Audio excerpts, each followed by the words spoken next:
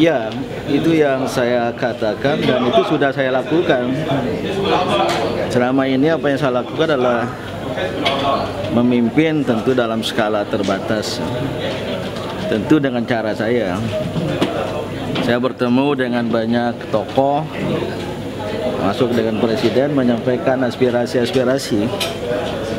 Jadi apa yang saya katakan itu sudah saya lakukan, dan jika perlu lebih luas nanti ya bisa juga dilakukan. Kan namun yang pertama ya, sikap saya itu bertolak dari keyakinan saya bahwa masyarakat Indonesia yang majemuk ini atas dasar agama, suku, bahasa, dan budaya itu memerlukan toleransi tinggi, memerlukan kerukunan sejati, bukan toleransi dan kerukunan basa-basi. Kerukunan dan kemajemukan sejati itu adalah setiap elemen dan setiap orang harus menghargai orang lain.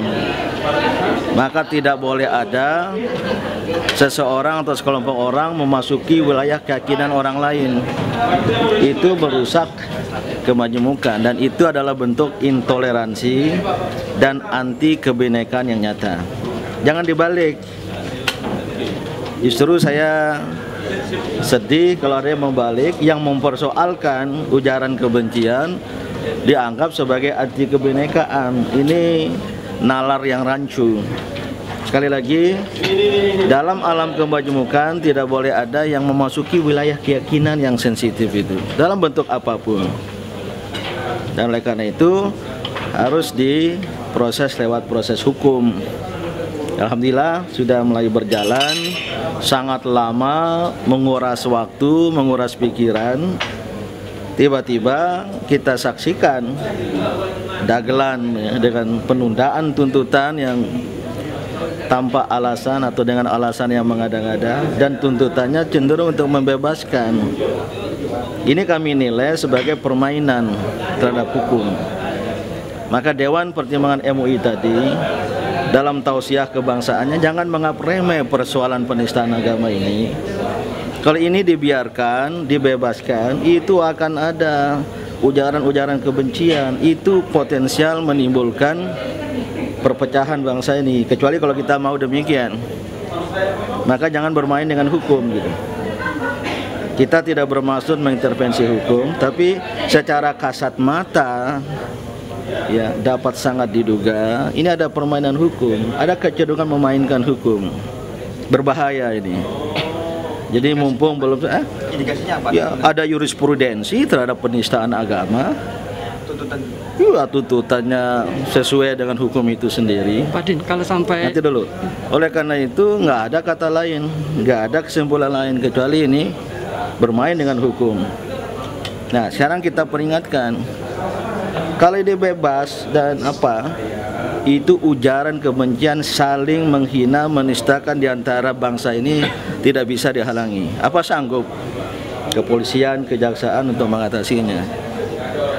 Dan yang kedua ya kita kasat mata pula meyakini ini semacam dilindungi, ini semacam dibela-bela, ini berbahaya. Oleh karena itu kami hanya bisa memesankan. Jadi ini kesimpulan kesepakatan dari Dewan Pertimbangan MUI terdiri dari pimpinan ormas-ormas Islam. Jangan permainkan hukum, berhenti dari kecenderungan memainkan hukum karena itu berbahaya. Saya tidak bisa membayangkan apa yang akan terjadi kalau itu terjadi. Nah, kalau saya ditanya tadi karena pernah ada pernyataan saya, sebenarnya pernyataan itu pada tanggal 11 November ketika saya bertemu atau ditemui oleh Bapak Kapolri. Saya ini didesak-desak untuk turun gunung. Saya bilang saya juga rasanya ingin juga nih. Waktu itu belum jadi tersangka. Jadi maksudnya kalau sampai tidak jadi tersangka, ini ribut. Alhamdulillah sudah jadi tersangka dan diproses. Maka sebenarnya pernyataan saya itu sudah lewat. Tapi kan saya tidak klarifikasi ralat ya, dan sekarang pun ya Tapi saya lihat di lapangan sudah ada yang melakukan gerakan-gerakan, ya. Dan saya dengan cara sendiri juga melakukan pendekatan-pendekatan. Jadi apa yang saya katakan itu sudah saya lakukan, tentu dengan cara saya sendiri. Cara saya itu, saya ingin persoalan ini bersifat lintas agama. Jadi persoalan seluruh bangsa. Adanya penegakan hukum yang tidak sejati dan tidak berkeadilan, ini urusan bukan hanya umat Islam, tapi ini masalah yang dihadapi oleh kita warga bangsa, dan seterusnya itu.